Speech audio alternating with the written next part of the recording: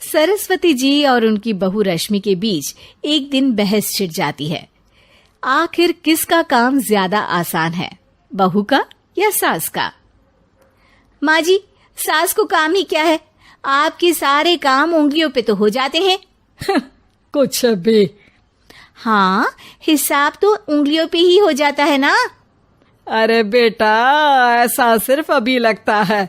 जो मुझे करना पड़ता है ना, वो तुझे करना पड़े तो समझ आएगा कि असली काम का पहाड़ कैसा होता है। ठेले बराबर वजन भी नहीं है आपके काम में, और बात पहाड़ों के वजन की कर रही हैं आप। तू ऐसा करती ही क्या है घर में बेटा, ये तो बता मुझे।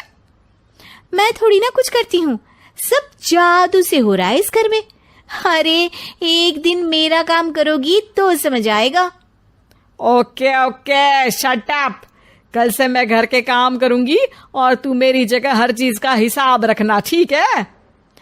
ठीक है, ये भी कर लेते हैं। ये सास बहू की डील के बारे में रश्मि के पति अमन को नहीं पता था और ना ही अमन के पिताजी सुरेश जी को। पर गेहूं के साथ साथ जैसे घुन भी पिस जाता है, ये दोनों भी पीसने वाले थे। सुबह अमन उठकर रेडी होता है ऑफिस जाने के लिए, तो पता है उसके कपड़े नहीं निकले हुए हैं। अरे रश्मि, तुमने मेरे कपड़े नहीं निकाले? अपनी माँ से पूछो ना, उन्हीं का काम है ये। अमन अपनी माँ के पास जाता है। अब मेरे कपड़े आज आप देने वाले हो क्या माँ? हाँ, देना तो मुझे ही चाहिए, पर तेरी बहू ने कपड़े धोने ही नहीं डाले, तो कोई भी धुला हुआ कपड़ा नहीं है बेटा। हैं? ऐसा क्यों? कपड़े तो धोने आप ही देते हो ना माँ? अरे बहू ने तुझे बताया नहीं, अब हम अदल बदल गए हैं। मैं अब बहू और तेरी बीवी सास। अमन परेशान हो गया। वो बिना इस्त्री के कपड़े पहनकर ऑफिस चला गया। सरस्वती जी अपने घुटने के दर्द के कारण झुककर घर साफ नहीं कर पा रही थी और ना ही खाना बनाना याद रख पाई। उधर रश्मि पहले ही दिन घर की चाबी घुमा चुकी थी और 300 रुपए का हिसाब अलग नहीं मिल रहा था।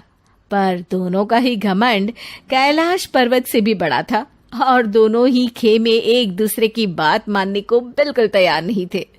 शाम को जब सुरेश जी और अमन खाना खाने बैठते हैं तो सरस्वती जी उनके सामने गाजर और पपीते लाकर रख देती हैं। अरे माँ, ये क्या है? ख्याली पुलाव के साथ सलाद। माँ जी खाना बनाना भूल गई लगता है। अरे एक एक चमन्नी का हिसाब है मेरे पास, खाना बनाना कैसे भूल जाऊंगी? ये तो मैंने पढ़ा था कि फल फ्रूट खाने से सेहत अच्छी रहती है, इसीलिए ये ले, एक फल खा ले। रात को सुरेश जी और अमन अपनी मीटिंग बिठाते हैं अकेले में। बाबूजी, इनकी लड़ाई के कारण ना हमें ठीक से खाना मिल रहा है, उल्टा घर के सारे काम रुक गए हैं। हाँ बेटा, 2 भैंसों की लड़ाई में बेचारे खेत के पौधों का भी नुकसान हो रहा है। पर पापा, क्या बताऊं आपको, मैंने माँ को इस महीने की 2 तारीख को बिजली के बिल के पैसे दिए थे। आज बिल भरने के लिए मांगने गया तो पता चला कि रश्मि उन पैसों से गैस सिलेंडर ले आई। अच्छा, तो सिलेंडर के पैसों का क्या हुआ? अब सिलेंडर के तो कोई पैसे नहीं थे बाबूजी, हमारे घर पर गैस की पाइपलाइन लगी है ना। बेटा, इन दोनों का कुछ करना पड़ेगा, नहीं तो अपने घमंड के चक्कर में पूरा घर बर्बाद कर डालेंगे ये दोनों। अमन और सुरेश जी काफी सोच विचार के बाद एक निष्कर्ष पर पहुंचते हैं। रात ही को दोनों अपनी पत्नियों की अलमारी से नई साड़ी निकालते हैं और सुबह जब रश्मि और सरस्वती जी उठते हैं तो देखते हैं कि दोनों पति साड़ी पहनकर चढ़ाव पर सब्जियां काट रहे हैं। अरे ये सब क्या हो रहा है?